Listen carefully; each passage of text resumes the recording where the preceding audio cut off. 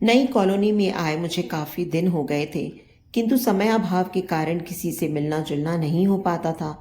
इसी वजह से किसी से मेरी कोई खास जान पहचान नहीं हो पाई थी। स्कूल में टीचर होने के कारण मुझे घर से सुबह 8 बजे निकलना पड़ता और 3 बजे वापस आने के बाद घर के काम निपटाते निपटाते शाम हो जाती थी। किसी से मिलने जुलने की सोचने तक की फुर्सत नहीं मिल पाती थी। मेरे घर से थोड़ी दूर पर ही अंकिता का घर था। उसकी बेटी निधि मेरे ही स्कूल में और मेरी कक्षा की विद्यार्थी थी। वह निधि को छोड़ने बस स्टॉप पर आती थी। उससे मेरी बातचीत होने लगी। फिर धीरे धीरे हम दोनों के बीच एक अच्छा रिश्ता कायम हो गया। फिर शाम को अंकिता मेरे घर भी आने लगी। देर तक इधर उधर की बातें करती रहती। अंकिता से मिलकर मुझे अच्छा लगता था, पर उसकी बातचीत का ढंग बहुत प्रभावशाली था। उसके पहनावे और साज श्रृंगार से उसके काफी संपन्न होने का एहसास भी होता था।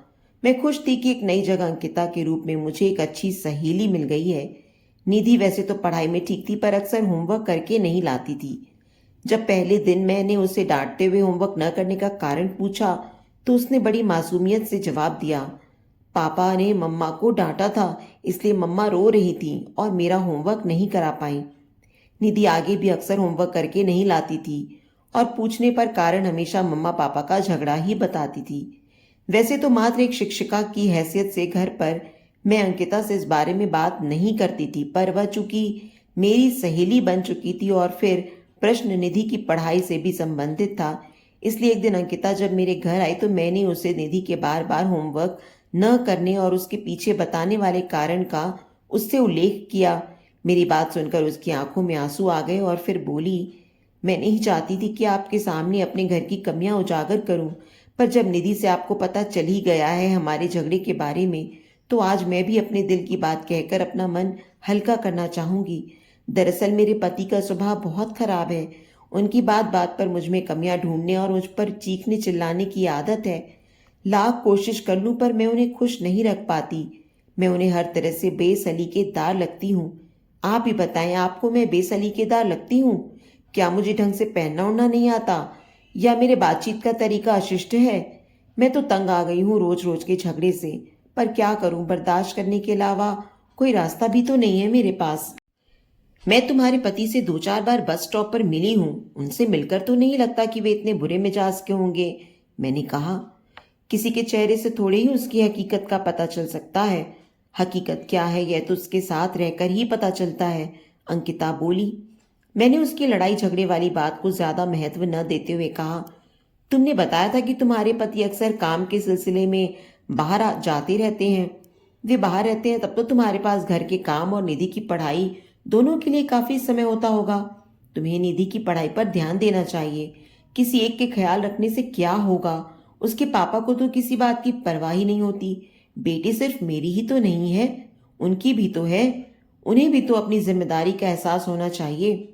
समय नहीं है तो ना पढ़ाई पर, जब घर में है तब बात बात पर टोका टोकी कर मेरा दिमाग तो ना खराब करें।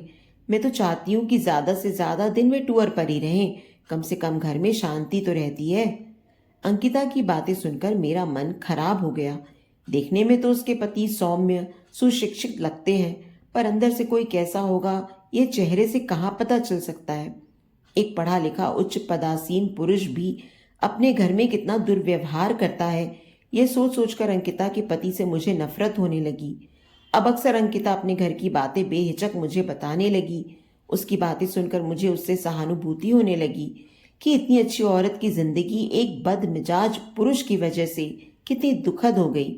पहले जब कभी निधि को बस स्टॉप पर छोड़ने अंकिता की जगह निधि के पापा आते थे तो मैं उनसे हर विषय पर बात करती थी, किंतु उनकी सच्चाई से अवगत होने के बाद मैं कोशिश करती कि उनसे मेरा सामना ही न हो, और जब कभी सामना हो ही जाता तो मैं उन्हें देखकर अनदेखा करने की कोशिश करती।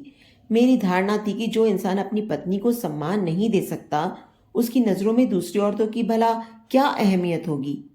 एक दिन अंकिता काफी उखड़े मूड में मेरे पास आई और रोते हुए मुझसे कहा कि मैं 2000 निधि के स्कूल टूर के लिए अपने पास से जमा करा दूं, पति के वापस आने के बाद वापस दे देगी।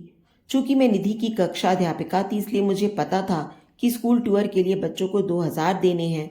अतः मैंने अंकिता से पैसे देने का वादा कर दिया, पर उसका रोना देखकर मैं पूछे बगैर न रह सकी कि उसे पैसे मुझसे लेने की जरूरत क्यों पड़ गई। मेरे पूछते ही जैसे अंकिता के सब्र का बांध टूट पड़ा। बोली, आपको क्या बताऊं मैं अपने घर की कहानी, कैसे जिंदगी गुजार रही हूं मैं अपने पति के साथ। बिल्कुल भिखारी बनाकर रखा है मुझे।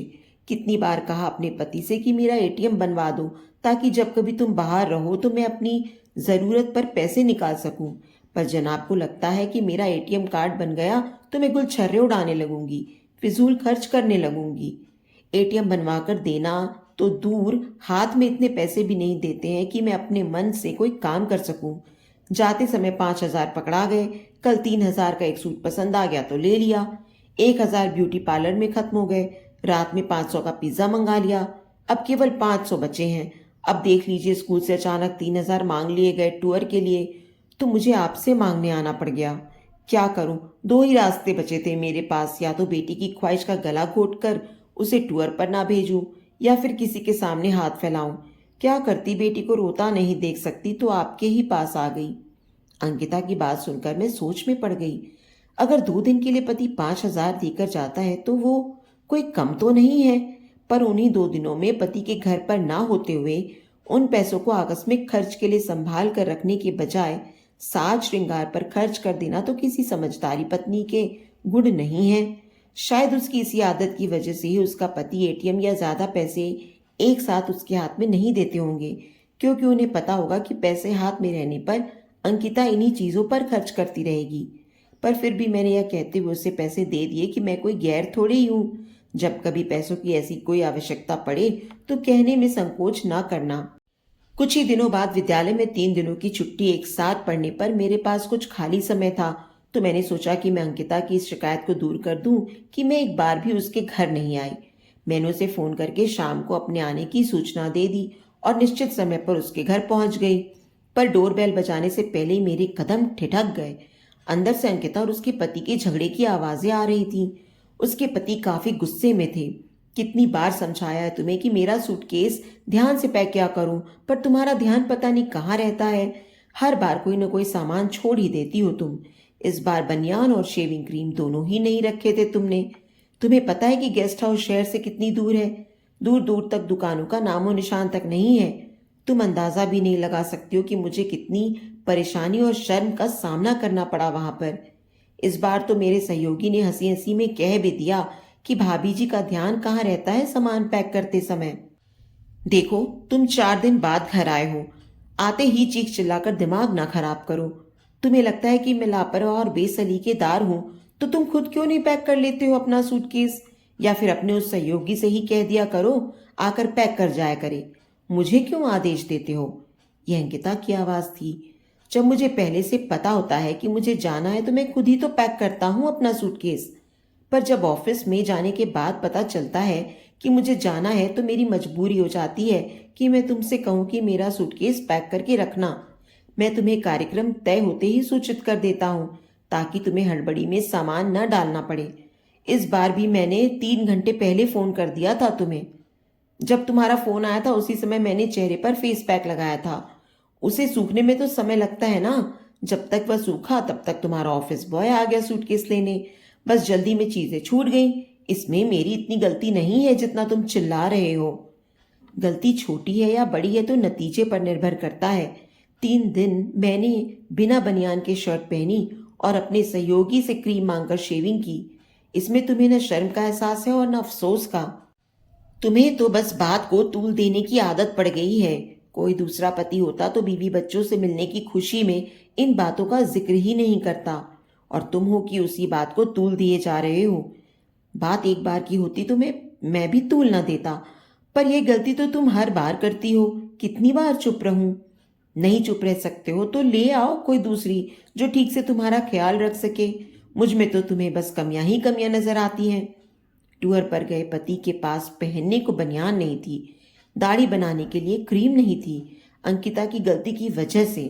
फिर भी वह शर्मिंदा होने के बजाय उल्टा बहस कर रही है। कैसी पत्नी है यह। अंकिता का असली रूप उजागर हो रहा था मेरे सामने। अंदर के माहौल को सोचकर मैंने उल्टे पांव लौट जाने में ही भलाई समझी। पर जो ही मैंने लौटने के लिए कदम बढ़ाया, अंदर से गुस्से में बड़बड़ाते उसके पति ने दरवाजा खोलकर बाहर निकले। दरवाजे पर मुझे खड़ा देख उनके कदम ठिठक गए। बोले, अरे मैम, आप बाहर क्यों खड़ी हैं? अंदर आइए ना। कहकर दरवाजे के किनारे खड़े होकर उन्होंने मुझे अंदर आने का इशारा किया। साथ ही अंकिता को आवाज दी, अंकिता, देखो नेहा मैम आई हैं। मुझे देखते ही अंकिता खुश हो गई। उसके चेहरे पर कहीं भी शर्मिंदगी का एहसास न था कि कहीं मैंने उनकी बहस सुन तो नहीं ली, किंतु उसके पति के चेहरे पर शर्मिंदगी का भाव साफ नजर आ रहा था। अंकिता के घर के अंदर पहुंचने से पहले ही पति पत्नी के झगड़े को सुन खिन्न हो चुका मेरा मन अंदर पहुंचकर अंकिता के बेतरतीब और गंदे घर को देखकर और खिन्न हो गया। अंकिता के हर पल सजे सवरे व्यक्तित्व से ठीक विपरीत उसका घर अकल्पनीय रूप से अस्त व्यस्त था। कीमती सोफे पर गंदे कपड़े और डाइनिंग टेबल पर जूठे बर्तनों के साथ साथ कंघी और तेल जैसी वस्तुएं भी पड़ी हुई थीं। निधि का स्कूल बैग और जूते ड्राइंग रूम में ही इधर उधर पड़े थे। आज तो स्कूल बंद था, इसका मतलब ये सारा सामान कल से ही इसी तरह पड़ा है। बेडरूम का पर्दा खिसका पड़ा था, अतः न चाहते हुए भी वहां भी नजर चली ही गई। बिस्तर पर भी कपड़ों का अंबार साफ नजर आ रहा था। ऐसा लग रहा था कि धुले कपड़ों को कई दिनों से तह करके नहीं रखा गया। उसके घर की हालत पर अचंभित मैं सोफे पर कपड़े सरका कर खुद ही जगह बनाकर बैठ गई। आप आज हमारे घर आएंगी यह सुनकर निधि बहुत खुश थी। बेसब्री से आपका इंतजार कर रही थी, पर अभी अभी सहेलियों के साथ खेलने निकल गई है। कहते हुए अंकिता मेरे लिए पानी लेने किचन में गई तो पीछे पीछे उसके पति भी चले गए। मुझे साफ सुनाई दिया वे कह रहे थे, जब तुम्हें पता था कि मैम आने वाली हैं तब तो घर को थोड़ा साफ कर लिया होता। क्या सोच रही होंगी वे घर की हालत देखकर? मैम कोई मेहमान थोड़ी ही है, कुछ भी नहीं सोचेंगी। तुम उनकी चिंता ना करो और जरा जल्दी से चाय पत्ती और कुछ खाने को लाओ, कहकर उसने पति को दुकान पर भेज दिया। उसके घर पहुंचकर मुझे झटके पर झटका लगता जा रहा था। मैं अंकिता की गृहस्थी चलाने का ढंग देखकर हैरान हो रही थी। 2 दिन पहले ही अंकिता मेरे घर से चाय पत्ती यह कहकर लाई थी कि खत्म हो गई है, और तब से आज तक खरीद कर नहीं लाई।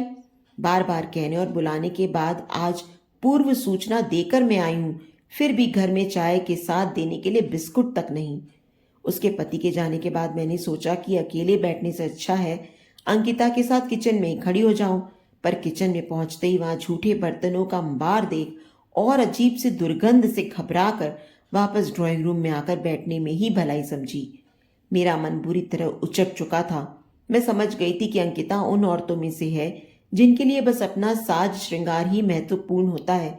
घर के काम और व्यवस्था से उन्हें कुछ लेना देना नहीं होता और उन पर कोई उंगली न उठा पाए, इसके लिए वे सबके सामने अपने को बेबस और लाचार सिद्ध करती रहती हैं और सारा दोष अपने पति के मत्थे मढ़ देती हैं। उसके घर आने के अपने निर्णय पर मुझे अफसोस होने लगा था। हर समय सजी सवरी दिखने वाली अंकिता के घर की गंदगी में घुटन होने लगी थी। चाय के कप पर जमी गंदगी को अनदेखा कर जल्दी जल्दी चाय का घूंट भरकर मैं वहां से निकली थी। वहां से वापस आकर मेरी सोच पलट गई। उसके घर की तस्वीर मेरे सामने स्पष्ट हो गई थी। अंकिता उन औरतों में से थी जो अपने कमियों को छिपाने के लिए अपने पति को दूसरों के सामने बदनाम करती है।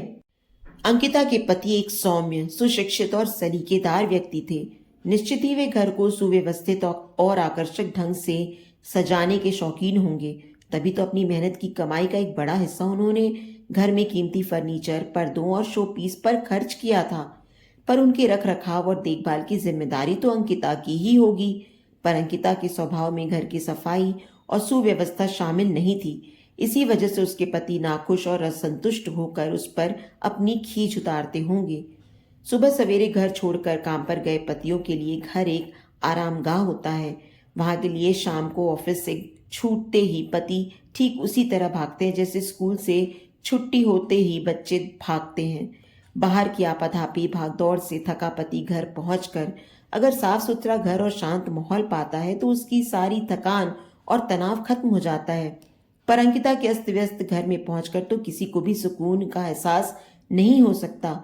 जिस घर के कोने कोने में नकारात्मकता विद्यमान हो वहां रहने वालों को सुकून और शांति कैसे मिल सकती है?